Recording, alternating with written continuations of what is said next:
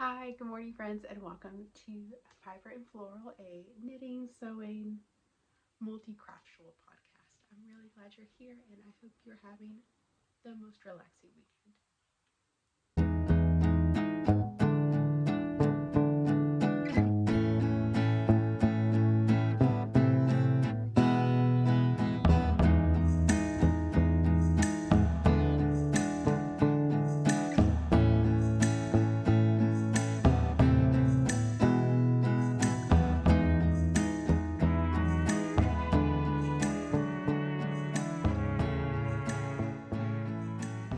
If you're new here, my name is Becca. I am a bilingual educator living in Berlin, Germany with my family, my husband, and our two daughters.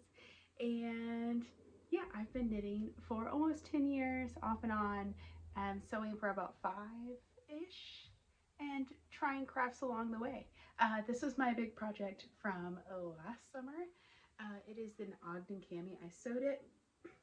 It's white. It's made from linen, which is also why I'm wearing it today because it is so hot and moist outside. Oh, it's a terrible day.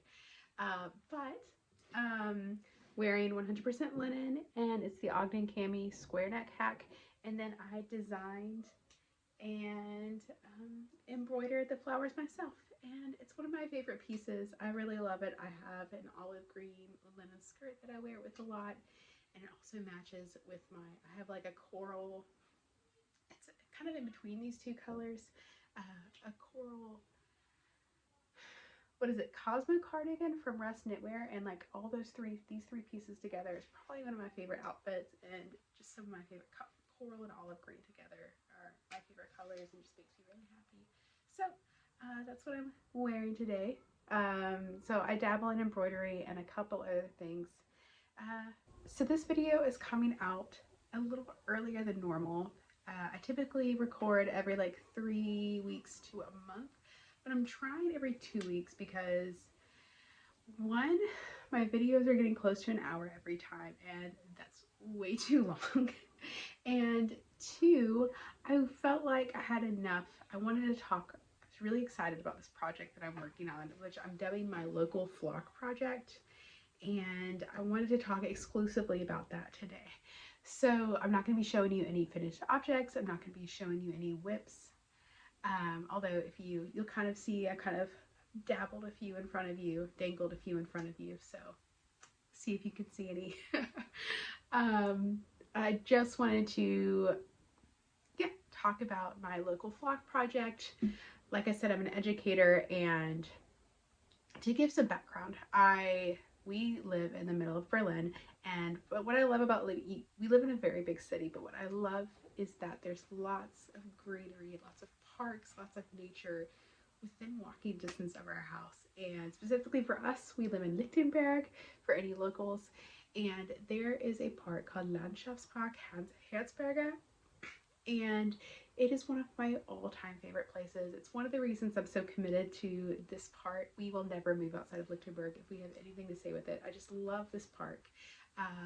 It has just like a local garden. It has like an old summer house from an old German queen. It has trails and just a small little forest that you can walk through. They used to have Highland cows. I think they must have sold them during Corona. I haven't seen them in a while. But they also have a very large sheep flock. They have Pomeranian coarse wool sheep, I believe is the name in English. And we go there, we visit this park often. Like I said, it's about 1 kilometer from our front door. I've lived in this area for maybe 8 years, and I used to run there all the time. I do a lot more cycling now, but when I was more into running, I would run through that park 3 to 4 times a week. We take our children there often. My daughter took some of her first steps there. It has a lot of sweet memories for our family and also just me as an individual. And so I took my kids there on a field trip about 2 months ago. I was working in a 4th grade class. We went on a field trip just to like get out and see some nature, just let the kids like go crazy. They absolutely loved it. It's a great place to take kids and just let them run wild. And while we were out, the shepherds were letting the sheep graze, and I went up and started chatting with them while my kids just kind of like stood there. We're just like, oh, the sheep, oh my gosh. And was talking about how I'm a knitter and I'm interested in, you know, spinning local wool. And so the shepherd, he gave me a bag to take home. So now, I mentioned before in a previous video that I'm not a spinner. I don't know what I'm doing. Like, this is all brand new. I took this bag of wool knowing absolutely nothing. And so I came home and did like a lot of research. I went through, okay, here's all the steps I need to do. Here's how I wash it, blah, blah, blah, blah, blah.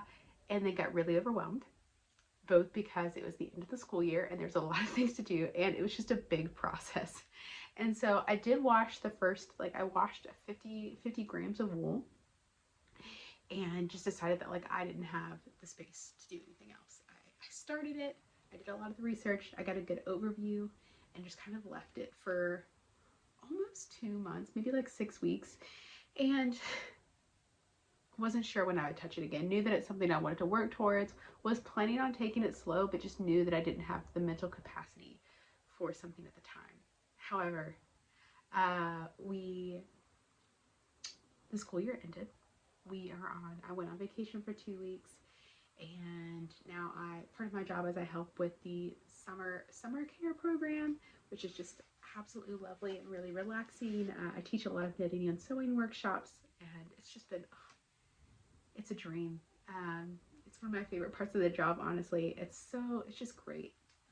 So I noticed that now that I've had a break and my days are slower and my job is very relaxed for a little while, I have the brain capacity to start this project, and even like the desire. Like, I just came home from work last week and I was like, you know what, I'm gonna do this.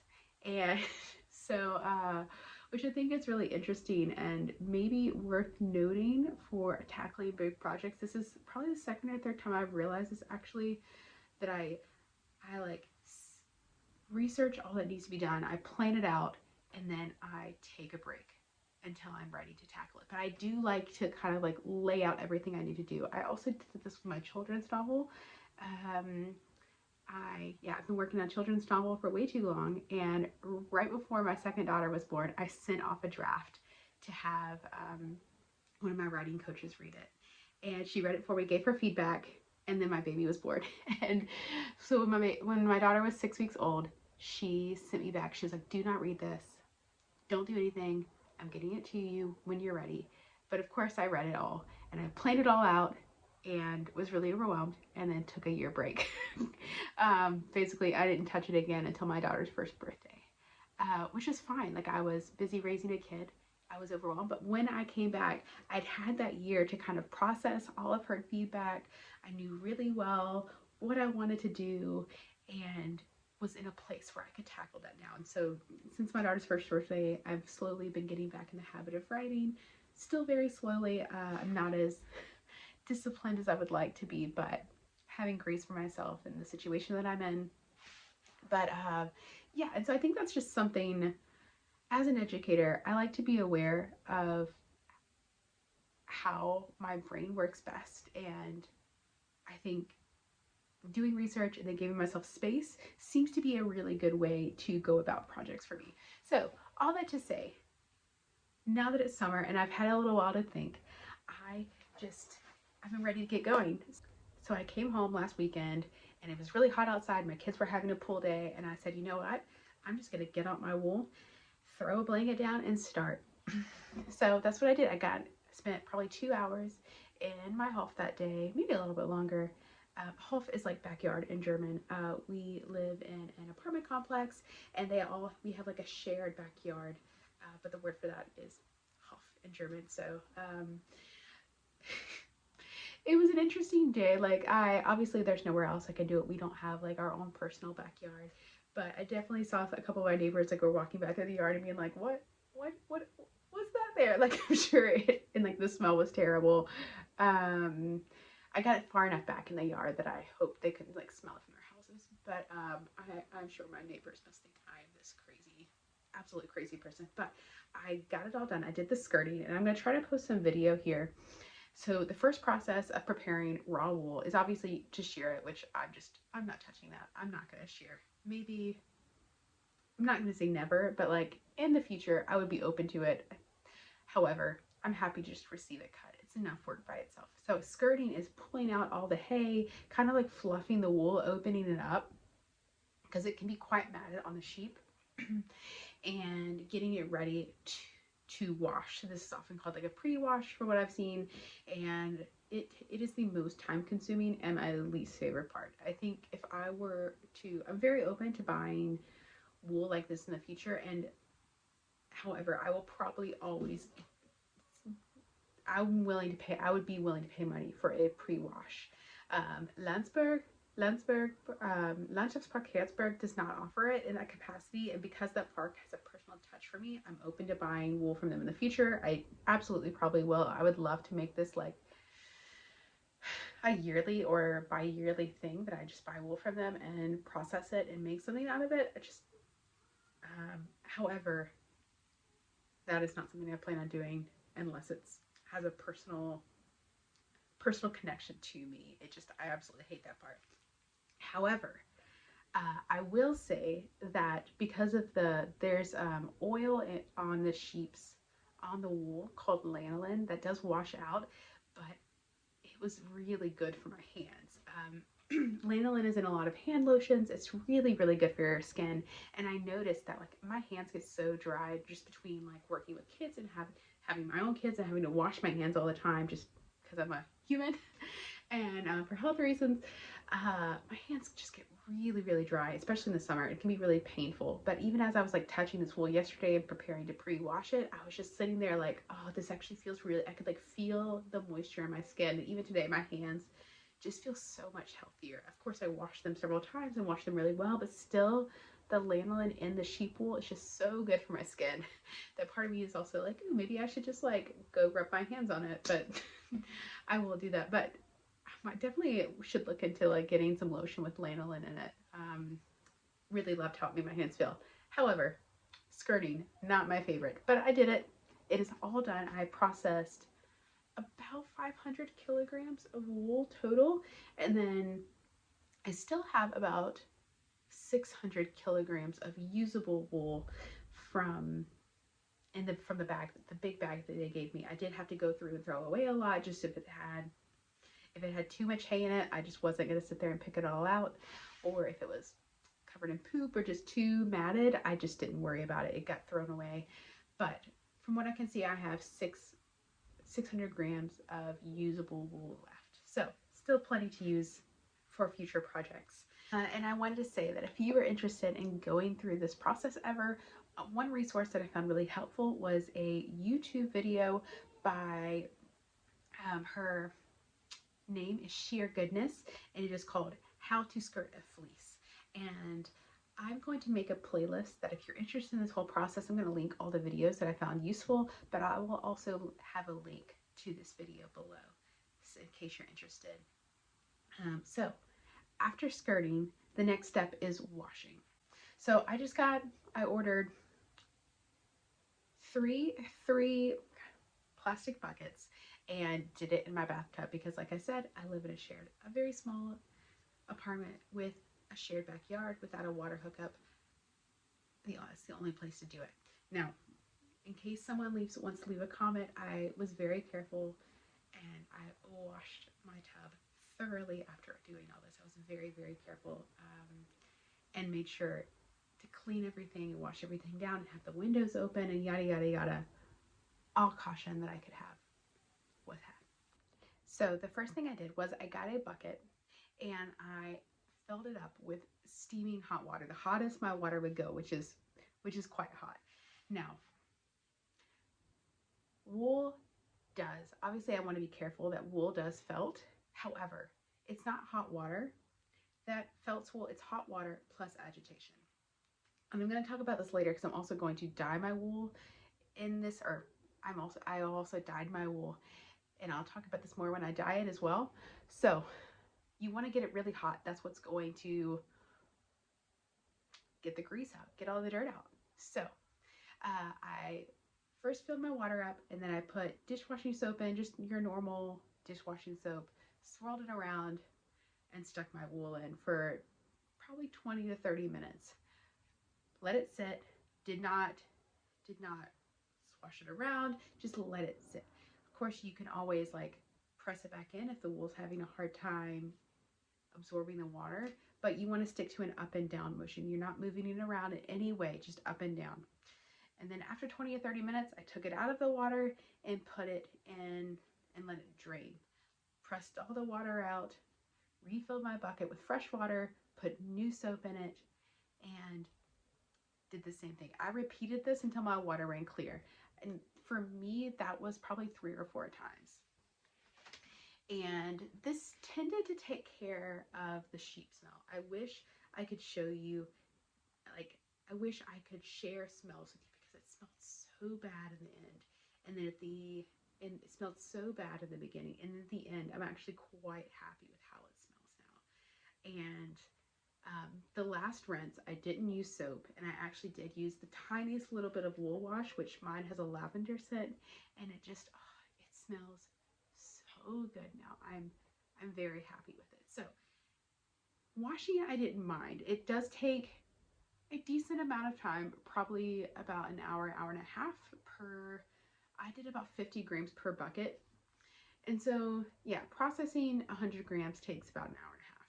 However, a lot of it's just passive time. Like, yes, it does take a minute or two to like switch out the water and drain it and put it back in. However, those 20 or 30 minutes of waiting, I was doing something else. I was able to put my kids to bed or knit or watch TV or whatever. Like, it wasn't a big deal. I didn't mind doing this. If you're interested in washing wool, like I said, you can, from what I've seen, I've been looking on eBay Kleinanzeigen, or like eBay, I don't even know what that word is in English anymore, like eBay. It's called Kleinanzeigen here, which I think is like ads or something, personal ads. And you can buy it in all different forms of like pre-washed, completely raw, washed and ready to go, skirted, washed and combed. You can all buy it in all forms, but I wouldn't mind buying, as long as it's pre-washed, I wouldn't mind buying unwashed wool. So yeah, if you're interested in washing wool, Sheer Goodness also has a video on this, which I found really helpful. She does have a lot more supplies, like because she has her own flock, she has like a wool dryer and all these things, and I kind of made it my own for my for my circumstances, but I found her knowledge just to be really good, and that she explains her steps and kind of the theory behind it, and yeah, I just thought her teaching style was really effective for me and how my brain works. So she has a video called How to Wash and Dry a Fleece, so check that out. Oh, and the drying process, that's a good reminder. Thank you, notes. I just hung it up on my drying rack and kind of made sure to fluff it out. And because it's summer, it dried in about 12 to 24 hours. And it goes from like this little sad lump to like very fluffy and big. And that was also really exciting to see. It makes me feel like I've accomplished a lot more. So yeah, that's the washing and drying process. And then the next part is the dyeing process. And I decided to dye my wool before I combed it and before I spun it for 2 reasons. One, you can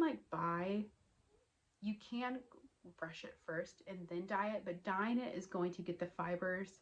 It's going to kind of mess with the fibers and you have to kind of rebrush it. And so I figured I would just dye it beforehand and then comb it after and just save myself an extra step. So, and then I wanted to dye it before spinning it. You can also dye wool once it's been spun. However, I don't know, I just kind of like the idea, and there's no wrong way to do any of this. I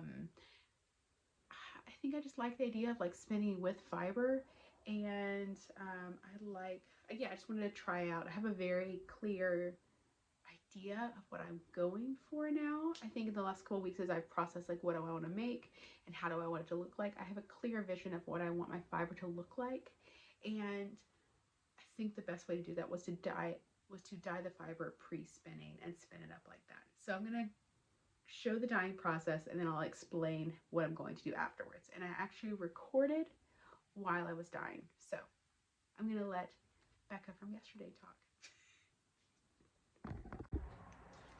Good morning, friends. It is time to dye some yarn, or to dye some fiber, excuse me. I have cleaned about half the fiber I need, and I'm waiting for the temperatures to cool down before I go out in my backyard and clean some more. So I thought we would do some dyeing today since I have the day free, and this is my first time doing it, so we'll see how it goes. I got some jacquard acid dye. I wanted to do natural dye. Unfortunately, it was too much for me to look into right now for the colors that I wanted. So we're going with, this is a dye that was recommended by so many yarn dyers. I'll cover my face so you can see it, and I'll post the link to where I got it from. It was pretty affordable. A glass, this jar was about €5, and I'm in Germany, so I'll post the link if you're also in Germany and you're interested in fabric dye or yarn dye. This is definitely the most affordable place I found, and shipping was great. So first things first, I'm only going to dye 50 grams in case it all goes south. It very well could go badly, so we'll see. So I'm going to measure out 5 grams of this color. Every color you need a different amount. So for this one, I'm going to do 5 grams of dye for 50 grams of wool.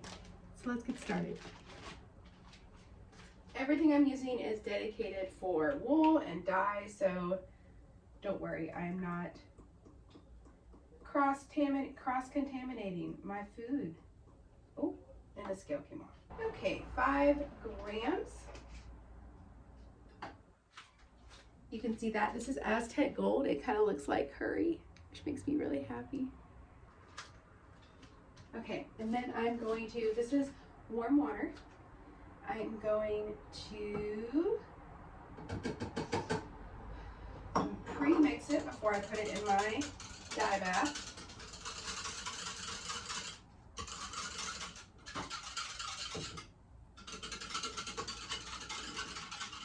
This is not the best cut for this, I'm realizing.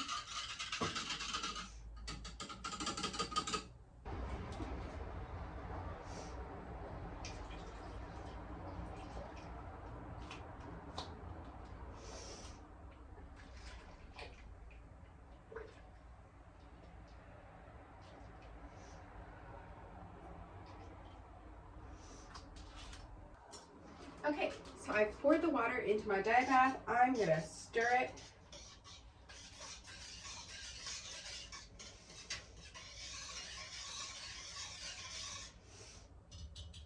Now, if you're dyeing yarn, from what I understand, you're gonna add the yarn first.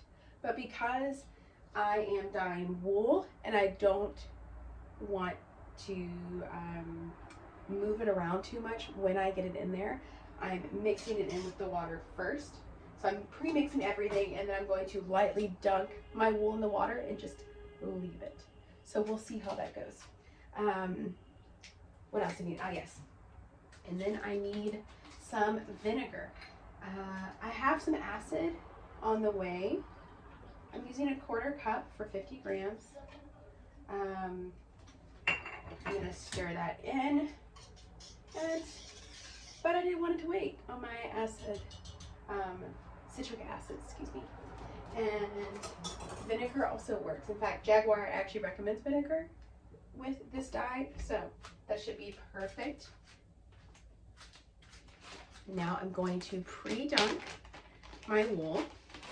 I'm really looking forward to seeing how this gold dyes up on this like gray. I think it's going to be really lovely. So I'm going to pre-dunk it in hot water.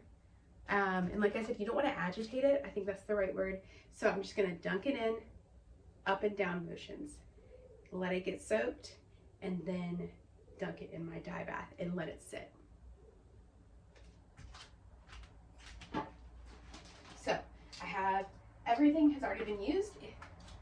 For wool, these are specialty set apart for wool.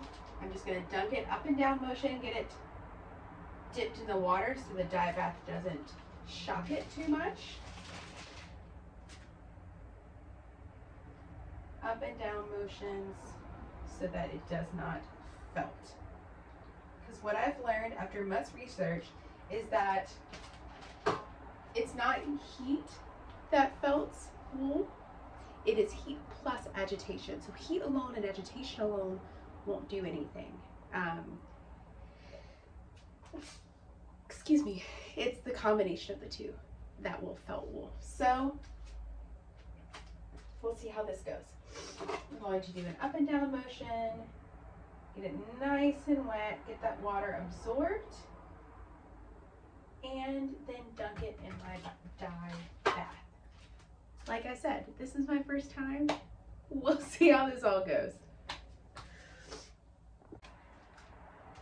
All right, I think my dye bath is ready to go.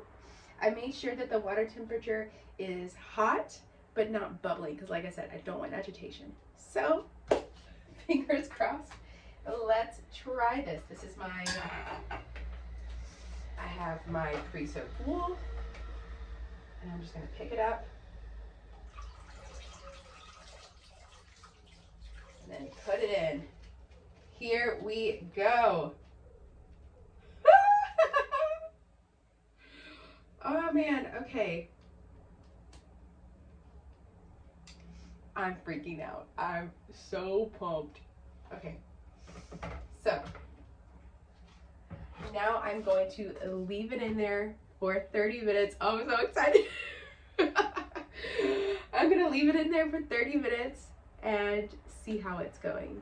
So let's go. Okay, so it's been 30 minutes. I think it's done. And one of the things that, so I'm I've watched a dyeing course on Craftsy specifically on dyeing yarn. I can link that below if you're interested. I just got like the $1 for a year membership, which I'll talk more about later, I'm sure. And one of the things that she mentioned was you can take your cup and dip it in the water, and then you can see that, like, I wish I had shown a before clip of the water, but it's like almost clear now. Like it's like a light yellow, whereas before when I put the yarn in, it was like a very, very, very dark brown. And so basically that means that the dye has absorbed. Now it's not going to be completely clear always, but especially with this color, I think it's absorbed enough where I can take out the yarn and let it cool and then wash it. So I'm going to show you a video of what the yarn looks like. It's gorgeous. So here is my yarn, Aztec Gold, after 30 minutes. It's definitely a lot more orange than I expected it to be, but that also might wash out, but also that's beautiful.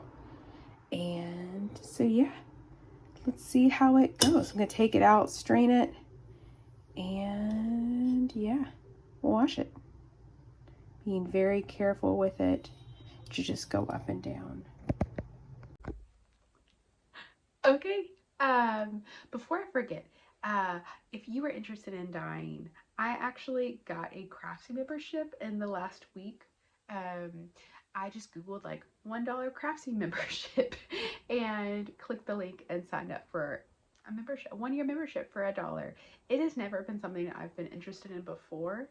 However, it has been so helpful for this project. They have classes on how to prepare your fiber, on how to spin, on like different kinds of spinning, on different kinds of dyeing. And so I used a class by Sarah Iyer. It's called Professional Yarn Dyeing at Home. And she actually is dyeing finished yarn. But once again, I took that process from her and just kind of made it what I needed in my circumstances, and it worked out great. So I'm going to show you my finished yarn. Okay, so actually this is what the yarn color was before, and it's just this gorgeous gray. Oh, this yarn is so soft. I wish you could feel and just like smell how good it smells now. I'm very happy with it. So I used, for this one, I use jacquard dye, which is here. I've talked about this before. This is chestnut. Actually, this is my main color. So I dyed 200 grams, about 200, 250 grams in chestnut. And this is going to be my main color. I'm thinking that I want to do like, so when you spin, I'm going to do a 2-ply, and 1-ply is going to be completely brown, and then 1-ply is going to be a mix of all these colors. So it still has like the one brown going through, but then kind of these colors are going to change. And I think they look really lovely together. The purple, I'll talk about the purple when I get there. So this is chestnut. It all ended up being a little bit darker than I planned, and I followed the dye recipes really exactly. And I think this wool just takes the dye so well. Like I could have used half the dye that it called for. So that's something for the future. If I'm dyeing raw wool, I may experiment by using half, because I still have, because it took half, I still have I still have a bottle of each color left because I thought it would take way more. So that's exciting for future yarn projects and future spinning projects. I have dye left over. So this is my chestnut. It's gonna be my main color. I do wish it was a little bit lighter, and I've realized that what I can do, I have purchased a blending board, which is how like it's gonna help comb the fabric. That seems to be a really good way of combing and also, yeah, preparing the fabrics to spin, which is my next step. And I think I might blend this with some gray, like some of the raw undyed wool that I have left over, and just make it a little bit lighter. We'll see how I'm feeling. Maybe I'll do a mix of that, but I'm still really happy with it. I think it's a really lovely, oof, look at that. That is just lovely.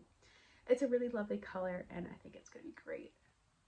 So, and then my contrast colors are going to be these three. What's interesting is this is the same dye. So this is the dye that I was using in the video that I recorded. And this is Aztec Gold.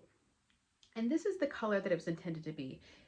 In my video, I used 5 grams and I measured everything exactly, and it came out this color, which I am not mad about.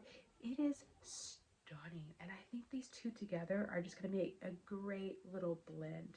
So, however, this is not the color that I was looking for. So I went back and tried with another 50 grams, used 2 grams of Aztec Gold, and it came out the right color. So once again, I think this is just a trial and error thing, and this wool can take a lot less dye, which saves money, so I'm not mad. And then for purple, I used number 612. I used lilac, and once again, this came out over dyed. How it's beautiful, but I definitely was looking for more of a light lilac color. Like, this is just what I'm sewing up right now, but like more like that color, like a very light purple. And so I am going to wash some more gray once my blending board comes in and blend it to make it lighter. However, it's still beautiful. It gives like kind of Halloween-y vibes, which isn't bad. Halloween is coming up. But it wasn't the vibe I was going for. I think a light lilac would be prettier. So that's what I'm going to blend in as we're going forward. But yeah, those are my dyes. I'm really, really happy, and I didn't manage to felt any, but it definitely needs a good comb, but just, I did it. I'm really relieved that the washing and skirting are done. Like, that was the part that I was not looking forward to at all, and it's done. Dyeing was so much fun. I love the colors, and just love the whole process. I definitely want to do more of that. And yeah, brushing, we'll see. I don't think I'm gonna.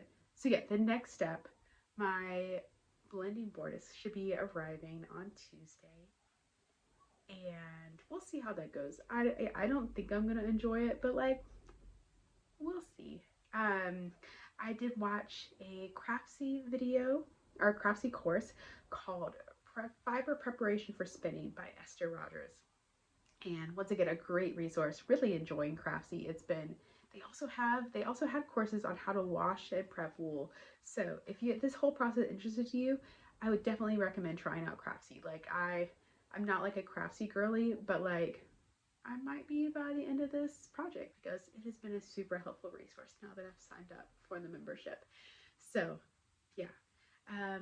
A blending board kind of tends to be in between. So you need like, it's just basically like a brush for wool, and there's hand carders, which you literally just sit there and like brush the wool by hand, or there's a drum carder, which is the big drum you've seen. I feel like it got really trendy during Corona. I wasn't even knitting at that time, and I remember in lockdown seeing these like big drums with fiber, and people would just like, I don't know, it was this thing that I would just always get reels recommendations for, and I loved watching it. But yeah, I was just like, I don't even know what this is for. What do you do with this? Like, what do you make out of it? Like, I was so out of that context that I had no clue what you would even do with that fiber. So I now know you spin it. But so it seems like a blending board is kind of a good balance between those two. Like, it does process more fiber than a hand carder and makes it easier to blend the fibers, obviously. But a drum carder is very expensive and just wasn't something that I felt like I needed for this project. We'll see if this becomes like my new thing. Maybe I'll look into it in the future. But yeah, and then after prepping my fiber, I'm going to spin it, which I was hoping it would come in today, but I have rented a spinning wheel. I rented the spinning wheel, the Ashford Spindle Kiwi 3, I believe it's called. There is I just Googled spin rod in German, spin rod mieten, or like Tarenta Spindle, Berlin. And this website popped up and I did some research. I read some reviews. It has great reviews, and it's called Wollschaf, which is like wool sheep. And they rent spindles for $35 a month, which is super cheap. Everywhere else I looked was like $35 to $45 a week. So they are 25% of the cost. They had so many different ones. They had like the Ashford E-spinner. They had different price ranges. And you do have to pay a deposit of half the spindle, but you get it back if you return it. Obviously, if you return it in good condition. And so it is on the way to me, and I've been so excited. I cannot believe this is real. I almost went for the e-spinner because I do, like I said, I live in a small apartment, and I do think that that would be more space conducive. But I almost, like, I was in the process of like signing the contract to rent that one, and I was just like, you know what, at the end of the day, I want the foot pedal. I want the old school method, just like sitting there and like pedaling your foot. And yeah, and so I watched some more videos on smaller spindles, and the Ashford Kiwi does seem to fold up and collapse under your bed, or like I have a space off to the side here that it'll fit. So I think it's gonna be fine. And like I said, if I decide I don't like it, I can return it. And it was only 35 euros a month.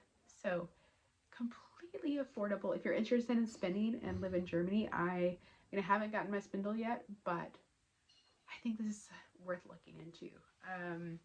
I'm really excited. I was gonna take a course in person. Unfortunately, everyone takes vacation in the summer, and that is like the best time for me. So I'm gonna try the Craftsy course first, and then maybe take a course in person in Baltimore if I feel like it's necessary. Like I said, we're gonna be visiting family for a month in Baltimore. I found some places that offer classes. We're also gonna be really like 2 hours away from the Sheep and Wool Festival in New York, and I keep telling my husband, like, oh, do you think we could like drive up for the day? So far it's been like maybe, but I'm kind of hoping that it works out that I could go. But it's gonna be like a very like, we might decide the day before that we have time. But anyways, while I'm in Baltimore, if I feel like I need it, we will look into courses there. However, after watching the Craftsy course, I do think this is something that it might be just good to like try out for me, because I do tend to get, like I said, I get overwhelmed and I need some space to think. And so I think having the space to think through things myself and then maybe take a course could actually be really useful. I mean, I might also just like do terribly at it and like a week later I'm back in a week being like, I'm taking a course, this is too hard. I also could I could find it really easy and really natural for me. I could be like, oh, I don't need a course. So we'll see how it goes. I haven't tried anything yet, but I'm really excited. It's supposed to come. I've been like what's the word, restarting my tracking like every hour. And there was a chance it could come today, but I think that chance has passed. It is still in southern Germany, but it should come in on Monday, and I'm gonna scream. I'm so excited. So yeah, that is the whole process as of now. I'm really happy with the progress I've made, and my goal would be, once I get my spindle in, to get really comfortable with my spindle. I've also ordered some practice wool from, oh goodness, where did I order that from? Because it was just great. I'll post the link below, because I found some really affordable but good quality, not local, but like within Germany, wool. And it's honestly like, when I found this page, because you always see like these braids that are like 30 euros for 100 grams, which they're gorgeous. It makes sense. Like, to be clear, they are beautiful. It makes sense. But for learning, that's just a steep price to pay, to not know if I will even be able to use the yarn at the end. And so I found a place I've actually ordered from them before for other supplies. Finken, oh,